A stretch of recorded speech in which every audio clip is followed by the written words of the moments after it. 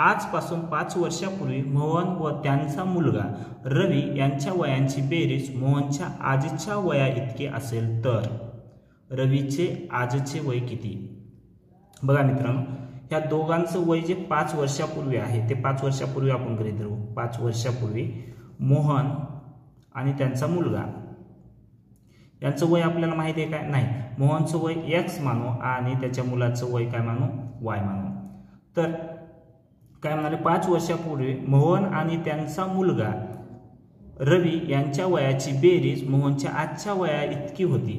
तर आजचं वय बघा, 5 वर्षापूर्वीचं वय x आणि y होतं. तर आजचं वय असेल, आजचे वय असेल तर ह्या इथून इथपर्यंत यायला 5 वर्ष लागले, म्हणजे x + 5 आणि हे y + 5 आहे.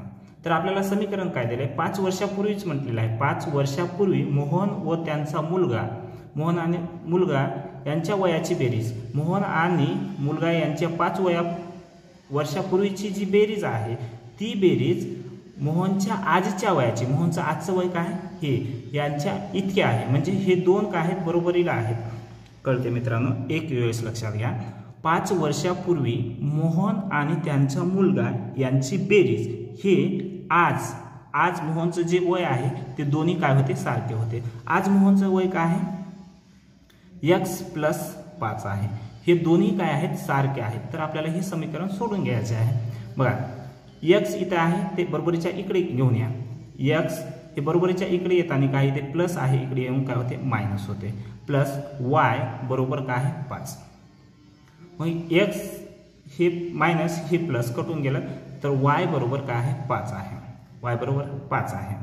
तर मुलाचं 5 वर्षापर्यंत, आता y म्हणजे काय? मुलाचं वय आहे आणि हे वय किती वर्षाखालचं वय? 5 वर्षाखालचं वय. तर रवीचं आजचं वय म्हणाले तर हे 5 वर्षापूर्वीचं होतं, तर आजचं वय काय असणार आहे? या वायच्या जागी किंमत ठेवलं तर 5 आणि हे 5 किती झाले? 10 वर्ष. हे थोडंच प्रश्न काय आहे? कन्फ्युजनवाला आहे, परंतु मित्रांनो ह्या पद्धतीने सोडा. आपला उत्तर काय ॲक्युरेट आहे? पर्याय क्रमांक बी.